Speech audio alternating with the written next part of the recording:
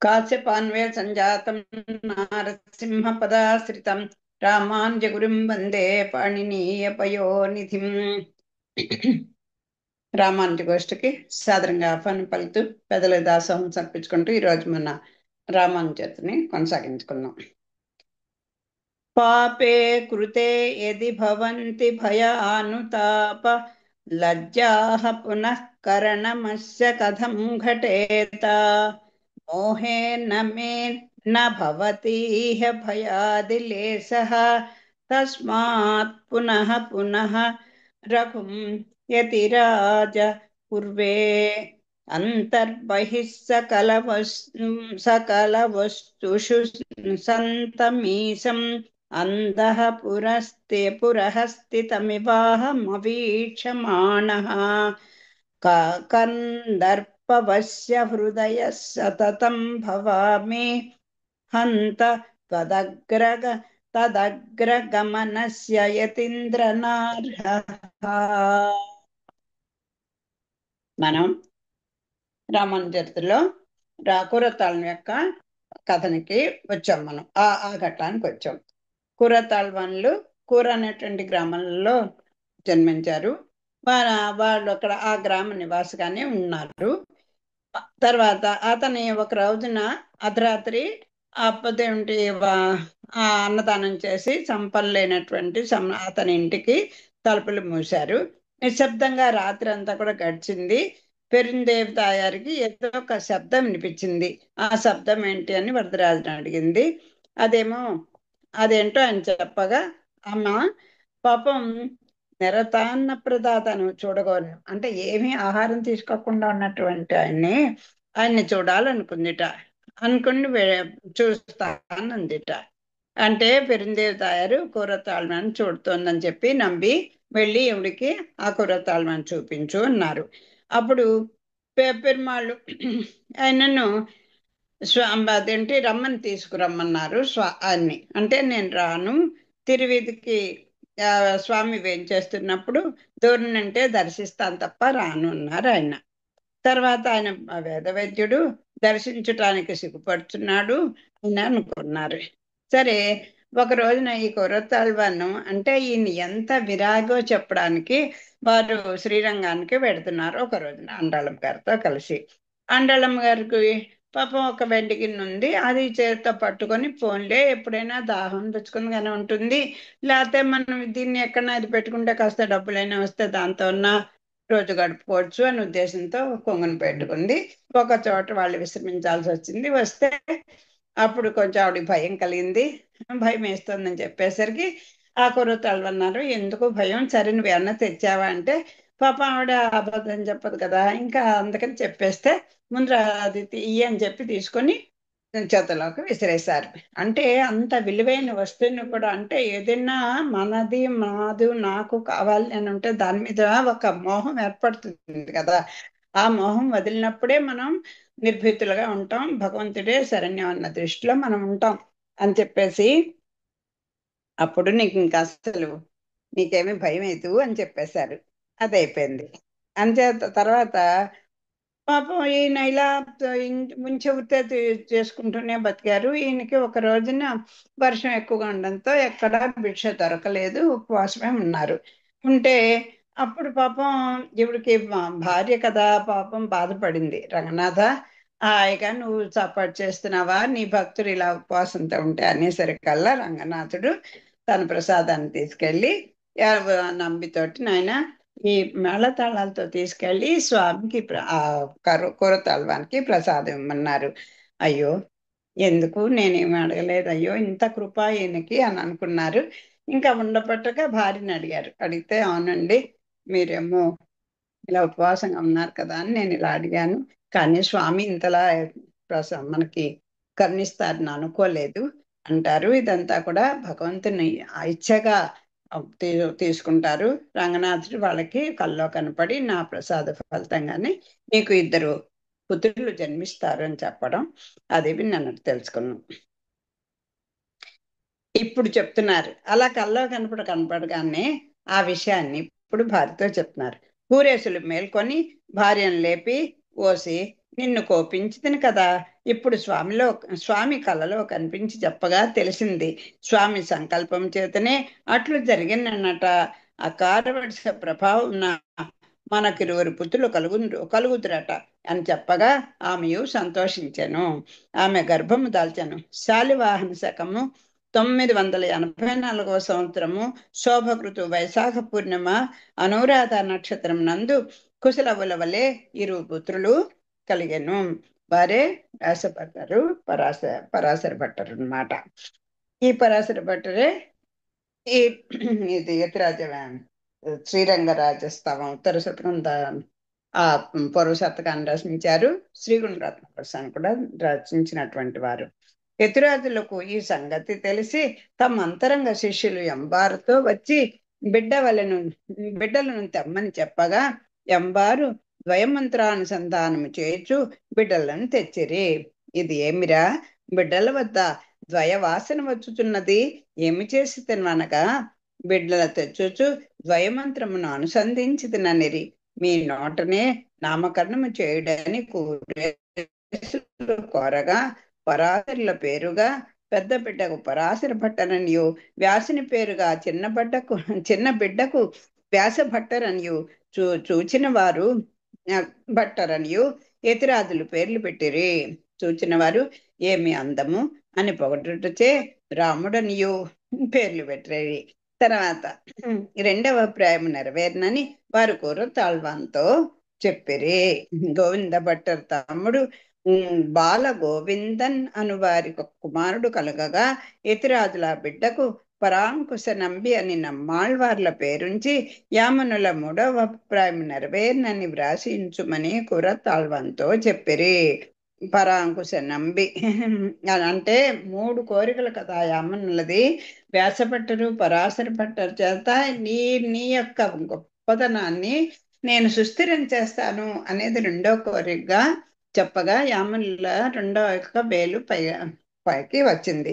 ఇంకోటి అన్నారు, ఈ తిరువాయిమజ్జిని నేను ఈ 4 దివ్య ప్రబంధాన్ని ముఖ్యంగా తిరువాయిమజ్జిని ఆచంద్రార్కం నిలిచి ఉండేట్టుగా నేను చేస్తాను అని చెప్పడం మూడవ కోరిక తీర్చారు రామానుజులు ఆ ఆచార్యులకు ఇచ్చిన ప్రతిజ్ఞ ప్రకారం. అది ఆ రకంగా జరిగింది.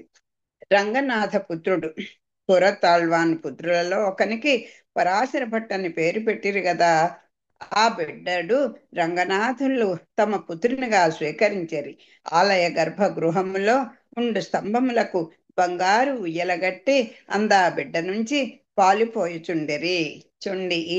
ఈ పరాశర భట్ అంట ఆ రంగనాథుని యొక్క కోవిల్లోనే బంగారు ఉజాల కట్టి అందులో పెట్టి పాలు పోస్తూ ఉండేవారట. రంగనాథుని ఆరగింపు కాగానే షడ్రసోపేతమైన అన్నము పెట్టుచుండరి. బిడ్డకు నడవ శక్తి రాగానే స్వామి ఆరగించకముందే తాను స్వయంగా ప్రసాదమును చేయి ఉంచి ఎత్తుకొని భుజించెను. అర్చకుడు ఆ శేషమును స్వామికి నివేదించలేదు. అప్పుడు 2 మార్లు వరుసగా జరిగినది. అర్చకుల ఆ బిడ్డను స్వామి ఆరగింపు సమయమునకు అవలకు పంపిరి. అకార వడిసయ్యను ప్రసాదము రాజు చేయించు ప్రసాదమై ఉండెను. బిడ్డను ఆవలకు పంపినందున తాను ప్రసాదము స్వీకరించలేదని స్వామి రాజుతో స్వప్నమున చెప్పిరి. అంత రేపటి నుండి బిడ్డ ముందు భుజించిన పిమ్మటనే స్వామికి నివేదన కావాలని రాజుని ఏర్పాటు చేసెను. పరాశర భట్టరు మహాత్యములలో ఇది ఒకటి. చూడండి, అసలు సాక్షాత్ పెరుమాళ్ళకి మనం భుజించిన తర్వాత ఎవరైనా పెడతామా? స్వామి అంత భక్తుడికి ఎంత లోబడిపోతాడో ఆయన. అసలు ఇంతకన్నా ఇది కాదు. ఆ పరాశర భట్టని ఎంత గొప్పగా తనకంటే గొప్పవాడు అన్నట్టుగా చేసుకొని ఆయన భుజించాకే నేను తింటానని రంగనాథుడు చెప్పాట. యతిరాజుడు ఒకనాడు శ్లోకం ఒకటి వ్రాసుకొని వచ్చి బిడ్డకి ఇయ్యగా ఆ బిడ్డ దాన్ని నిర్దిష్టంగా చదివెను. యతిరాజులు ఆ సంగతిని ఎల్లరకు తెలిపి బిడ్డ పురోభివృద్ధికి రాబోచున్నాడని చెప్పిరి. ఆయన యతిరాజులు కూడా ఒక శ్లోకం రాస్తే అది నిర్దిష్టంగా చెప్పారట ఈయన. కూరతాళ్వాన్ ఒకనాడు కాలక్షేపం చెప్పుచు అరుణోరణీయాన్ మహతో మహీయాన్ అనగా స్వామి అణువుకు అణువు మహత్తుకు మహత్తునే ఉన్నాడని చెప్పగా ఇదేమి పరస్పర విరుద్ధంగా ఉన్నదే అని బిడ్డడు అడిగాను. బిడ్డ, నీకు ఉపనయనం కాలేదు, ఈ సంగతులను వినకుము, చెప్పకు అనగా చెప్పను గాని అదెట్లు సంభవం అని పరాశర భట్టరు అడిగిరి. సిరియాచ్యాన్ பேரருளார பெருமாள் எம்பெருமானார் శరీర శరీరత అణుత్వమును జ్ఞాత మహత్వమును కలిగి ఉండగా స్వామికి అణుత్వ మహత్వములు ఉండవా? ఇక అడగకుమని కూరేసులు అనిరి. ఒకనాడు సర్వజ్ఞ పట్టణం విద్వాంసుడు జయబేరి వేయించుకొనుచు వచ్చుచుండెను. భట్టరు వీధిలో ఆడుకొనుచు నిలువుము నిలువుమని పల్లకిని పట్టుకొని ఆపి, సర్వజ్ఞ భట్టరువా, నీకు అన్నీ నువ్వు తెలియనా అని అడిగాడు. ఆహా, తెలియకేమి అని అతడు అన్నంతనే భట్టరు కింద నుండి పిడికడు ఇసుకనెత్తి ఇది ఎంత కలదో చెప్పుమనెను. అతడు యోచనలో పడెను. పోయి, నీకు సర్వజ్ఞ భట్టరని పేరెవరి ఇచ్చిరి? చెప్పుటకు నీరు నములుచున్నావని బాలుడు అడిగాను. బిడ్డ, ఎంత ఉన్నదని చెప్పదగునో నీవే చెప్పుమని విద్వాంసుడనగా, ఒక పిడికెడు ఉన్నదనరాదా? ఈ మాత్రపు యుక్తి తెలియలేదా? ఇది ఎంత ఉంటుంది అంటే ప్రతి అణువుని ఎవడైనా లెక్క పెట్టగలరా అని ఆయన అనుకున్నారు. ఇది అంతంటే ఓ సుమారుగా ఓ పిడికిడు ఉంటుందండి, లేకపోతే ఒక దోశ ఉంటుందండి అని చెప్తాం కదా. ఈయన తెలివిగా ఆ మాత్రం తెలీదా అన్నారు భట్టర్ వారు. సర్వజ్ఞ భట్టరు మిగులు ఆనందించి, సర్వజ్ఞ భట్టరు నేను కాదు బిడ్డ, నీవే అని మెచ్చుకొని, ఈ బిడ్డ బుద్ధిశాలియే కాదు యుక్తిశాలియును నన్ను తలచి వారిని నెత్తి ముద్దు పెట్టుకొని తన పల్లకిలో కూర్చుండబెట్టుకొని తన విడిదికి పోయి కూరతాళ్వాన్ని పిలిచి బిడ్డను అప్పగించెను. ఈ బాలుడు పిడికడు మన్నతో నన్ను ఓడించెను, వీనిని బయట విడవకము, దృష్టి తగులును అని వారిని ఆశీర్వదించి పంపెను. ఇచ్చట బిడ్డడే ఇంత శక్తి సంపన్నుడే అట నుండుట మంచిది కాదని ఊరు విడిచిపోయెను. పరాశర భట్టన్నకు ఉపనయనం చేసి వేదాధ్యయనమునకే గురువునొద్దకు పంపిరి. 2 దినములు అట్లే పోయి తిరిగి వచ్చినం. ఏమిరా వచ్చితవాని కుర్రతాళ్వాన్ని అడగగా, నిన్నటి పాఠంనే తిరిగి చెప్పుచున్నారు అని భట్టరన్ను. నిన్న చెప్పిన పాఠం వచ్చినదా? అట్లయినా తిరిగి చెప్పుమనగా భట్టరు అప్పగించను. ఈయన ఏకసంతాగా ఒకసారి చెప్తేనే ఆయనకు వచ్చేది. కూరేసులు ఆశ్చర్యపడిరి. భట్టరు అట్లు శృతి స్మృతి శాస్త్ర ఇతిహాసములు నేర్చిరి, శ్రీభాష్యము పఠించిరి, తిరువాయుమతి గానము చేయగలిగిరి, విష్ణు సహస్ర నామములనెత్తి ప్రతి నామమును వ్యాఖ్యానించుచు గ్రంథ రచన చేసిరి. అదే శ్రీగుణ దర్పణం అని ఈ పరాశర భట్టరే రాశారు. విష్ణు సహస్రనామాలకి వ్యాఖ్యానం రాశారు. భక్తిచే స్వామి విషయమున అద్దులు పాటించుచు మర్యాదగా నుండిరి. ఒకనాడు తెరమరుగున ఉండిన స్వామి, మమ్ము చూచిన ఏమని తోచుచున్నది అని అడిగారట స్వామి పెరుమాళ్ళు. లక్ష్మీనారాయణుల వల్లే తోచుచున్నారు, అట్లా అనకుము, తల్లిదండ్రులను లేకున్నా అందరితో మేమును సమమోగుదుమే, నిన్ను మేము స్వీకరించినదెందులకు? అమ్మా నాన్నగారు, మేమయ్యా నీకు మా తల్లిదండ్రులని చెప్పమని కోరారు రంగనాథుడు తల్లి కూడా. భట్టన్నకు యవనం రాగానే కూరతాళ్వాన్లను మహాపూర్ల వంశజులను మా చిన్నవానికి మీ కన్యనిచ్చదురా అని అడిగిరి. కూరేసులు స్వామి యొక్కయు రామాంజలి యొక్కయు అనుగ్రహ పాత్రులు, కానీ దరిద్రులు అని 2 విధముల తలపోసి వారు ఇచ్చేదము ఇయ్యము అని చెప్ప ఆలోచనలో పడిరి. అయ్యో, మేము ఇంత పేదవాళ్ళం కదా ఇవ్వడమని. కూరేసులకు చింత కలిగిన స్వామి స్వప్నమున కనిపించి, నీ బిడ్డకు నీవా కర్తవు, నీవా పెండ్లి చేయబోన్నది, నేనున్నాను, నీవు సుఖముగా పరుండుమని కుర్రతాళ్వాన్తో చెప్పిరి. కన్న తండ్రికి స్వామి స్వప్నమున కనిపించి, భట్టరు కుర్రతాళ్వాన్ బిడ్డకాడు, వాడు నా బిడ్డ, మీ కన్యనిచ్చెదరా అని అడుగా వారి ఇచ్చేదము అనిరి. మొన్నాడే వివాహం జరిగిన. ఆయన కాదు నేనే అతన్ని ఇస్తాను చూడండి. ఆ విధిని కూడా పాటించడం. స్వామి ఎంత ప్రజ్ఞ కలవాడైనా నియమానుసారమే పెడతాడండి ఆయన. మరి నా నా పిల్లాడికి బిడ్డని ఇస్తారా అని అడిగారు.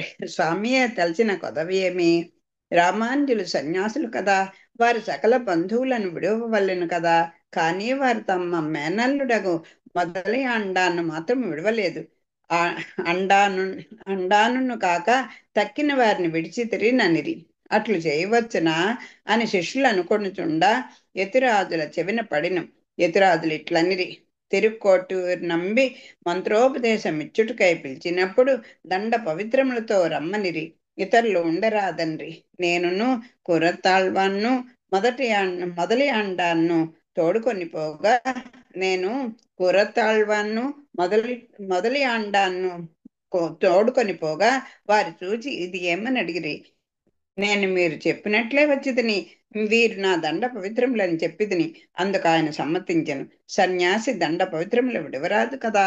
మొదలయాండాన్ను దండస్థానేయుడు వాణ్ణి వదలరాదు. ఎదురాదినట్టు శిష్యులతో గురువులతో గురుస్థానీయులతో శ్రీరంగమున ఉండిరి. ఒక్కసారి కనుక పెద్దలు మనం స్వీకరిస్తే ఇంకా వాళ్ళని మన అసలు తిరిగి చూసుకోగల మన అజన్మంతం వారితోటే మనకి కలుగుతుంది అనడానికి ఇదే నిదర్శనం. ఒక అందుకే మొదలు అనడానికి కొంచెం గర్విష్టి అని ముందర ఆయనకి రాక తర్వాత వెళ్ళడం ఇవన్నీ వెనక కథలో చదువుకున్నాం. అంచేత కూరేసులు వీళ్ళు కూడా నాకు దండ పవిత్రములు ఆ రెండు లేకుండా వెళ్ళం కదా అని అందరికీ సమాధానం చెప్పారు. తర్వాత స్వామి యొక్క నేత్ర సౌందర్యం తర్వాత ఘట్టంలోకి వెళ్తున్నాం. శ్రీరంగము సమీపమున వరయూరున్నది. అతట చాణూరుని వంటి మల్లుడు ఒకడు ఉండెను. వాని పేరు విల్లిదాసు. వానికి హేమాంబ అను స్త్రీ అభిమాన పాత్ర ఉండెను. అతడు ఆమె యందు బద్ధానురాగి, సర్వదా ఆమె ముఖమునే చూచుచుండెను. శ్రీరంగమున ఉత్సవములు రాగా వారిని చూడగోరి హేమాంబ బయలుదేరిను. ఆమెను విడవలేక అతడును పయనమయ్యను. విల్లిదాస్ అంటారు. ఆయన యొక్క కథను చెప్తున్నారు. చూడగోరి హేమాంబ బయలుదేరును. ఆమెను విడవలేక అతడును పయనమయ్యను. ఆమె ముఖమును చూడందే అతడు నిలవలేడు. ఆమె వీధిని ముందుకు నడుచుచుండగా అతడు ఆమె ముందు నిలిచి ఆమె వైపునకే చూచుచు ఆమె కన్నులపై ఎండ పడకుండా గొడుగును పట్టి తాను వెనుకకు నడుచుచుండెను. జనులు ఆ వింత తిలకించుచుండరి. కొందరు వైష్ణవులు ఆ వింతను ఎదురాదులకు నివేదించరి. అంటే మనం ఏ విషయం మీద ప్రీతి పెంచుకుంటామో అదే ప్రపంచంలో మనకి అద్భుతమైన వస్తువుగా కనిపించింది. ఈయన హేమాంబ అనేవాడికి ఆవిడ యొక్క సౌందర్యానికి లొంగిపోయి ఉన్నాడు. అంచేత ఆవిడకి ఎండ ఎక్కడ తగ్గుతుందో అని గొడుగు పట్టుకొని తిరుగుతున్నాడు. అది అంత ఆమె ఎంతంత ఇష్టపడుతున్నాడా వాణ్ణి త్రిప్పెదను చూడు యతిరాజా. వాడామ ఎంత అంత అంతలో దయించి ఉన్నాడు. ఆ యతిరాజా, వాడు ఆమె మంతలు దయించి ఉన్నాడు. వాణ్ణి త్రిప్పుట సాధ్యము కాదు. వాణ్ణి పిలువుడు. వైష్ణవులు వాణ్ణి పిలిచిరి. తాను పోయినచో హేమాంబ ముఖముపై ఎండపడి ముఖము కన్నులు వాడిపోవునని తలచి అతడు రానెను. హేమాంబ దీన్ని ఆలకించెను. ఆమె వానితో ఇట్లను: అయ్యో, పిలిచిన వారు గురువులు, వారు పిలిచిన రానని అనరాదు. వెళ్ళుము, నేనిచ్చటనే నీడన నిలచేదను. ఆయన్నే ఈ విల్లిదాసుని ధనుర్దాస్ అంటారు. హేమాంబ పేరే పొన్నాచి ఇవిడి పేరు. తర్వాత అలా అయ్యారు. నేను అధముడను, వారు నన్ను పిలిచిరి. పోకున్న హేమాంబ కోపించునని తలచిన విల్లిదాసుడు రామాంజుల వద్దకు పోయి నమస్కరించను. ఎప్పుడైతే నేను అధముణ్ణి అనుకున్నాడో ఇంకా ఆయనకు మంచి రోజులు వచ్చినట్టే కదా. ఈ వెళ్ళకపోతే ఈవిడు కోపం వస్తాను మొత్తానికి వెళ్ళాడు. ఓరి, లోకమున ఎందరో కామాతురులుందురు, రహస్యముగా భార్యకు శుశ్రూష చేయవారు ఉందురు. కానీ ఇంతటి మొహముండునా? అయ్యా, నేను కామాతురును కాదు. సృష్టిలో దాని కన్నుల బోలు అందమైన కన్నులుండవు. ఆ సౌందర్యమునే చూచున్నాను. నేను త్వరగా పోవలను. హేమాంబ కన్నులు నా కొరకై నిరీక్షించుచుండును. ఆమె కన్నుల కంటే అందమైన కన్నులను చూపెదను. అట్లైన ఆమె కన్నుల చూచుట మానేదవా? అది అసంభవము. అయినను తాము గురువులు, మీ మాట కాదంటెందుకు? చూపుడు, అట్లే చేసేదను. యతిరాజులు వారిని చేతిని పట్టుకు తీసుకొని పోయి రఘువంశ భాగ్యముకు రంగనాథుని సన్నిధిని నిలిపి వాని నేత్రములను తన చేతితో తుడిచి కరుణారసంతో నిండిన స్వామి నేత్రముల చూపి ఇవిగో చూడుము అని చెప్పిరి. అతడు రంగనాథుని నేత్రములనే తదేక దీక్షతో చూచెను. ఆమె కండ్లను మరచెను. దయాసముదులైన యతిరాజులు స్వామి నేత్ర దర్శనం చేయించి వాణ్ణి ఉద్ధరించిరి. స్వామి రామానుజ, ఈ నేత్రములలో గోచరించినంతటి సౌందర్యము లోకమున ఎందునూ లేదు. అందుకే ఆ నేత్ర సౌందర్యం తెలిసిన రామానుజులు కనుకే కప్యాస స్మృతిని ఖండించి ఆయన స్వామి అంతటి గురువు గారిని కూడా తన వశం చేసుకోగలిచారు. కోరి నీవి స్వామి నేత్రములను చూచుచూ నుండి తృప్తి తీరిన తర్వాత మఠమునకు రమ్ము అని వానితో చెప్పి ఎదురాజులు వాడును ధరింపబడినని సంతోషించు మఠమునకు వచ్చి చేరిరి. విల్లిదాసుడో అట్లు స్వామిని చూచుచూ ఏమి అద్భుత సౌందర్యము! ఇటు లోకోన్నతమైన నేత్ర దర్శనము చేయించిన రామానుజులను కదా ఆశ్రయించవలసినది అని తలచి మఠమునకు వచ్చి నిత్య కైంకర్య నిరతుడయ్యను. హేమాంబ నిలిచి విల్లిదాసు తిరిగి రాకుండా చూచి, ఆహా, ఇతడిట్లు మారునని స్వప్నం మందైనా తలచి ఉండలేదు కదా. ఇట్టి విల్లిదాసు మనసుననే మార్చిరే, లేకున్నా ఇంతసేపు ఆలస్యం చేసి ఉండడు. గురువులేమి చేసిరో విల్లుదాసునే మార్చగలిగిరి. నాకును వారే శరణ్యము అని తలచి యతిరాజుల సన్నదికి వచ్చి శరణాగతి చేసెను. సరియే, మీరిరువురు మనసులు మారినవి. మీరిరువురు దంపతులై వాకట కాచియుండు అని ఆజ్ఞాపించగా వారట్లే సేవ చేయుచుండిరి. విల్లిదాసుకు ఎల్లప్పుడూ స్వామి నేత్రములే కనిపించుచుండెను. తనకు దారి చూపిన గురువుల సేవించుచు అచంచల భక్తి శ్రద్ధలు కలవాడై ఉండి హేమాంబతో కలిసి కైంకర్యము చేయుచుండెను. ఆ కామం ఉండాలి. అది ఎలాంటి కామం ఉండాలి? భగవత్ కామంగా మారినప్పుడే దాని సార్థకత. తర్వాత భక్తి తత్వం. ఆ దంపతులను చూచి మఠములో కొందరికి అసూయ కలిగెను. వారి జాతి మతములనెత్తి దూషింపనారంభించిరి. యతిరాజులు ఊరకుండిరి. ఇంతలో శ్రీరంగమున తీర్థవారి వచ్చెను. యతిరాజులు స్నానమునకు పోవున్నప్పుడు తనకు దండస్థానీయుడకు మొదలయాండాన్ని చేయి పట్టుకొని పోచు, స్నానానంతరము తిరిగి వచ్చినప్పుడు విల్లిదాసు చేయి పట్టుకొని వచ్చుచూ ఉండిరి. ఆ తర్వాత అట్లే ఆరాధన భోజనము చేసేటివారు. అయ్యో, వారిని ముట్టుకొనుచున్నారు, అది స్నానమునకు ముందైనచో కొంత నయముగా ఉండేది అని వారు ఆడసాగిరి. ఈ విల్దాస్ చేపట్టిన స్నానం అయ్యాక తిరిగి వచ్చారట. స్నానాన్ని ముందరే ముట్టుకోకూడదు, పోయిన అదైనా కొంత నాడేమో స్నానం అయ్యాక ముట్టుకుని వస్తున్నారు అని వీళ్ళందరూ హేళన చేశారు. మొదలయాండాన్కు మొదట 3 మదములు ఉండేటివి. అందుకే కదా అన్ని కొన్నాళ్ళు దూరం పెట్టారు. తర్వాత వారిని విడిచెను. వీడును మదములను వదిలినవాడు. ఆ 3 మదములు ఉండువాన్ని తాకుట నాకు ఇష్టం కాదని రామానుజులనిరే. విల్లిదాసునకు ఇతర శిష్యులకు ఉండు భేదమును వారట్లు విశదీకరించరి. ఎందుకలా ముట్టుకోవచ్చా, ఎందుకలా వస్తున్నానని గురుగారిని ప్రశ్నిస్తారు కదా కొంతమంది ధైర్యస్తులున్న వాళ్ళు ఇలా చెప్పారు. నాయన 3 మదాలు ఉన్నవాళ్ళు నేను స్వీకరించను, ఈయనన్ని వదిలాడు అని చెప్పారు. అయినను శిష్యులకు జాతి కుల భేదంలే కనిపించుచుండెను. ఒకనాడు రామానుజులు తమ అంతరంగ శిష్యులతో ఆ రాత్రి మఠం నుండి అందరి ఆరవేసిన అంగవస్త్రముల నుండి ఒక్కొక్క కోపీనమంత భాగమును రహస్యముగా చించి తెచ్చు ఏర్పాటు చేసిరి. అది అత్యంత రహస్యముగా జరిగిన. ఉదయమున శిష్యులెల్లరూ అంగవస్త్రములు చూచుకొని ఒకరినొకరు అనుమానించి నీవు చించితివని దోషారోపణలు చేసుకొని జగడములాడి చెప్పరాని విధమున తిట్టుకొంది. వారి యోగ్యతలట్లు వెల్లడైనవి. పిమ్మట రామానుజులు వారిని సమాధానపరిచిరి. మరొక నాటి రాత్రి యతిరాజులు శిష్యులతో ఇట్లన్రి, అంటే వాళ్ళ వస్త్రాల మీద వాళ్ళకు ఉన్నటువంటి కాపీయాన్ని చెప్తున్నారు. మఠ వ్యయములు అధికంగా ఉన్నవి. మీకు అంగవస్త్రములు కొత్తవి ఇచ్చుటకును ధనలోపమే అడ్డు వచ్చుచున్నది.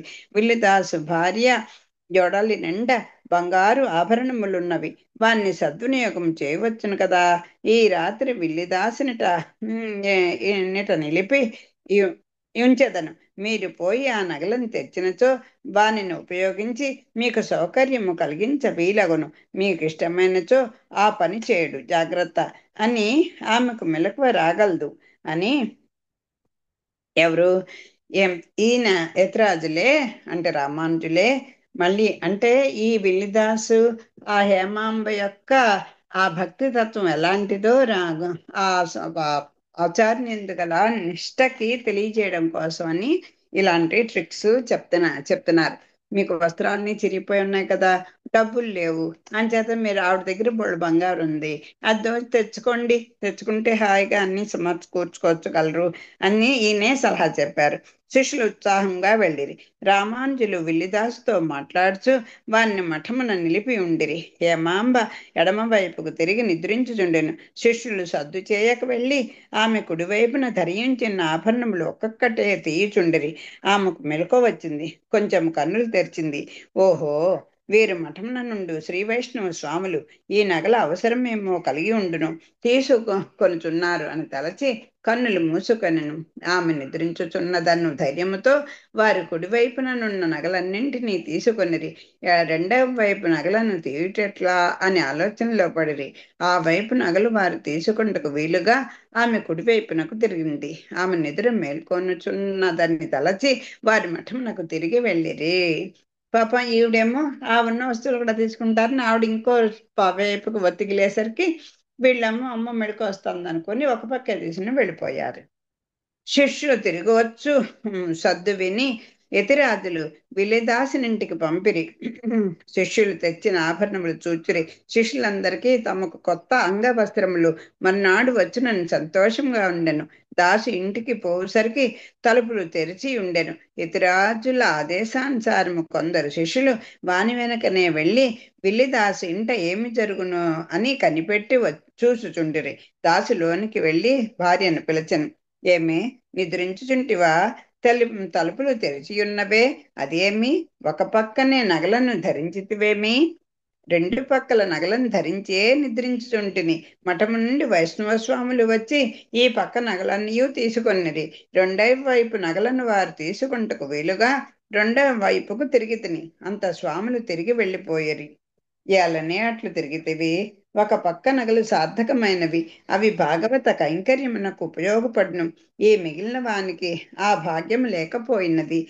వీనికి సద్వినియోగ యోగ్యత లేదు. నీవు రెండవ వైపునకు తిరిగిన దోషమిది. నీవట్లే పరుండిన వారే నిన్ను దొరలించి నగలు తీసుకొని ఉందిరే అని చెప్పి అన్నారు. అంటే ఎందుకు ఈ విషయం ప్రస్తావన చేశారంటే, మనకున్నటువంటి సంపదలు ఆఖరికి మనము కూడా ఆ ఆచార్య కైంకర్యంలో భాగవత కైంకర్యానికి మనం మనసావాచకరణ ఇవ్వగలగాలి అని నేర్పడమేది. చూడండి, ఎప్పుడైతే భక్తులుగా మారిపోయారో వీళ్ళు, ఆ భర్త అన్న మాటలు చూడండి, ఆవిడ చేసిన పని చూడండి, రెండు కూడా మనకి అంతటా అంత పూర్తిగా అంత మనకి ఏదో తనకు మన ధర్మంగా మనం ఉండలేకపోయినా ఉన్న దాంట్లో ఎంతో అంతో మనం ఆ భగవత్ కైంకర్యానికి ఆచార్య కైంకర్యానికి ఉపయోగించుకోవడమే మన జన్మకి సార్థకత. వారికి ఆ శ్రమ కలుగకుండా ఉండవలననియే నేను తిరిగి తిని మీ పాద సాక్షిగా ఈ సంభాషణ అంతా వినమని పంపించారు రామాంతులు. వీళ్ళు ఎలాంటి వాళ్ళో తెలియజెప్పాలి కదా. గురువుల పాదసాక్షిగా చెప్పుచున్నాను, నేను మంచి మనసుతోనే దొర్లితిని, గాఢ నిద్ర పోవునట్లే తోచవలనని తలంచితిని. కానీ వారు వెడలిపోయిరి. కానీ వానికి సమాధానం కలగలేదు. ఆమె నిందించెను. శేషరాత్రి అంతయు ఇట్లే గడిచెను. శిష్యులు ఈ సర్వము లక్ష్మణులకు నివేదించిరి. ఉదయం అన్నది. దాసు ఒక నిశ్చయమునకు వచ్చెను. ఓసి, నీవు భాగవతులందు అపచారం చేసితివి. ఇది భగవద్ అపచారము కంటే తీవ్రమైనది. దూది ఎందు అగ్నివలే దగ్ధము చేయును. కావున నిన్ను విడుచుచున్నాను. చూడీని కూడా భార్యను వదిలిపెట్టేశారు. అది అంటే భాగవత అపచారం ఆ ఆచార్య అపచారం కంటే, భగవద్ అపచారం కంటే కూడా చాలా గొప్పదనమాట అని చెప్పి పెద్ద అంగలు వేచు ఎదురాదుల వద్దకు వచ్చి సాష్టాంగపడెను. స్వామి, నాకిక సంసార లంపటం వలదు, సన్యాసం ఇప్పింపుడు. ఇంతలో ఏమి వచ్చినదిరా? స్వామి, మీ దాసి భాగవతాపచారం చేసింది, అట్టి ఆమెతో నాకు పొత్తు పొసగదు, నన్ను కటాక్షింపుడు. యతిరాజులు శిష్యుల వైపు చూచిరి. వారు తలలు వాల్చి నిల్చుండిరి. విల్లిదాస్ తన ఇంటి జరిగినదంతయు వివరించి తను సన్యాసం ఇప్పించమని రామాంజులను వేడుచుండెను. మఠమున ఉండెడి వీరందరూ వినుచున్నారు కదా, లోకమును ఎవ్వరైనను తన ఇంట దొంగతరము జరిగినని తెలియటతోడనే, ఓసి ఎలనే అరవకుంటివి అని భార్యను మందలించి అధికారులకు నగలు పోయినని ఫిర్యాదు చేసి అవి లభించు విధము చూచునే కాని మిగుల విలువ గల నగలను శ్రీ వైష్ణవులు తీసుకొనలేదని వీని వలె అల్లాడుదురా? బీడా మీరా హెచ్చు? గుణమే హెచ్చు కాని జాతి కాదు.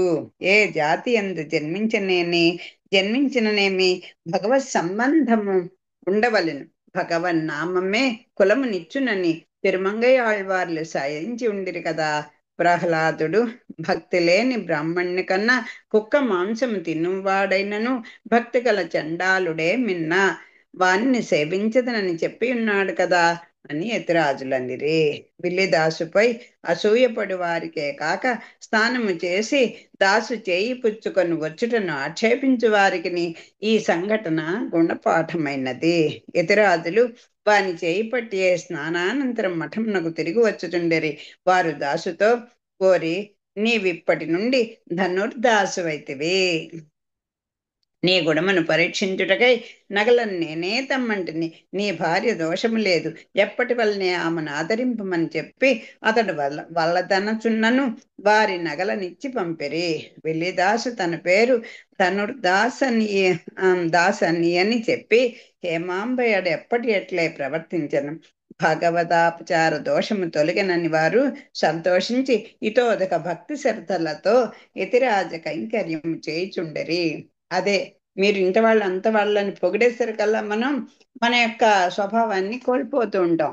కానీ వీళ్ళు దంపతులు ఇద్దరు కూడా ఇంకా భగవత్ కటాక్షానికి ఆచార్య కటాక్షం పొందామే అని సంతోషించి ఇంకా భక్తి శ్రద్ధలతో యతిరాజుల యొక్క కైంకర్యము చేసుకుంటున్నారు.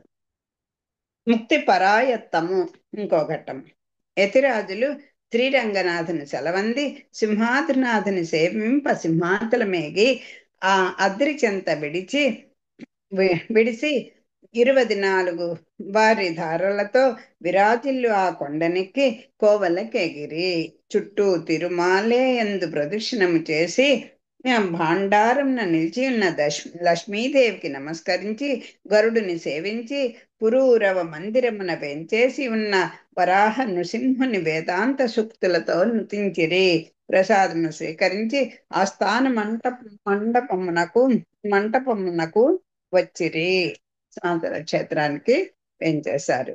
సింహాచలమున కాంత కృష్ణార్యుడను గొప్ప వైణిక భక్తుడు నిత్యము పదరచన చేయొచ్చు వాణ్ణి వీణియపై మేళవించి గానము చేసి స్వామిని స్తుతించుచుండెను. ఆ పదముల భావ గాంభీర్యమునకును భక్తుని గాన మాధుర్యమునకును తంత్రీధ్వానమునకును ముగ్ధుడైన వరాహ నరసింహుడు నృత్యము చేయుచుండెను. వీణే పాటలు రచన చేసుకొని వాటికేమో ఆ శృతి అన్ని రాగాలు కూడా తానే చేసుకొని ఆ వీణ మీద పాడుతుంటే ఆ గాన మాధుర్యము తంత్రీధ్వానము, తంత్రి అంటే తీగల యొక్క ఆ ధ్వని, దానికి ముగ్ధుడైపోయి ఆ పదముల యొక్క భావగాంభీర్యము అన్నీ చూసుకొని సింహాద్రినాథుడు నృత్యం చేశాడు. అందుసే కృష్ణార్యునకు రాజసము కలిగెను. యతిరాజుల అతన్ని దర్శించి, ఆర్య, మీరు వైణిక గాయక కవిశేఖరులనియు మీ ప్రతిభచే విజితుడనైన స్వామి నృత్యము చేయననియు వినియుంటిని. నేను ఎంబెరుమానారని ఎతిని. మీరు మహాభక్తులు, మీరు కాక ఇతరులు చేయజాలని ఉపకృతి నాకు వనరింపకోరెదను. నాకు పరమపద ప్రాప్తి కలదా అన్న విషయము స్వామిని అడిగి తెలుపగోరెదను అని చెప్పిరి. కృష్ణార్యుడు, అదే కదా తాండవ కృష్ణమాచార్యులు అంటారు ఆయన్ని. ఆర్యుడు అంటే శ్రేష్ఠుడని. కృష్ణార్యుడు శేషాంశ సంభవుడగు రామాంజులను సామాన్యులుగా తలచి తన ఆధిక్యమును వెల్లడించచ్చు. అదెంత పని, అట్లే స్వామిని అడిగి తెలిపెదను, రేపు రమ్ము అనెను. చూడండి, సాక్షాత్తు భగవంతుడు అంటే ఎవరైనా ఒక అధికారులు మన చేతిలో ఉంటే ఇంక అసలు మనం కన్ను మిన్ను కాదు, ఏముందండి వాళ్ళందరూ మన జేబులో మనుషులే అని అనుకుంటూ ఉంటాం. అలాగా, అలా భగవంతుణ్ణి ఆచార్యుణ్ణి మామూలుగా, అందుకే కదా మనం భగవతంలో చదువుకున్న ఆ మంగళం పాడుకుందాం. గోపికలందరూ ఏముంది మనలాంటి వాడే అనుకునేసరికి వాళ్ళకి బుద్ధి చెప్పాడు కదా. అలాగా ఈ రామానుజుల్ని మామూలు మానవుడగా అనుకొని, అలాగే ఏముంది స్వామిని అడిగి మీకు మోక్షం ఇప్పించేస్తానన్నాడు ఆయన. యతిరాజులు తిరుచుట్టుమాలే ఈశాన్య భాగంన కొంతసేపు భక్తులకు ప్రవచనం చేసి పిమ్మట తన బసకెగిరి ఆ రాత్రి కృష్ణార్జుని మంగళం గానము. పాడుకుందాం. ఆ స్వస్తి ప్రజాభ్య పరిపాలయంతాం న్యాయేన మార్గేణ మహిమహీషాః గోబ్రాహ్మణేభ్యः శుభమస్తు నిత్యం లోకాः సమస్తాः సుఖినో భవంతు.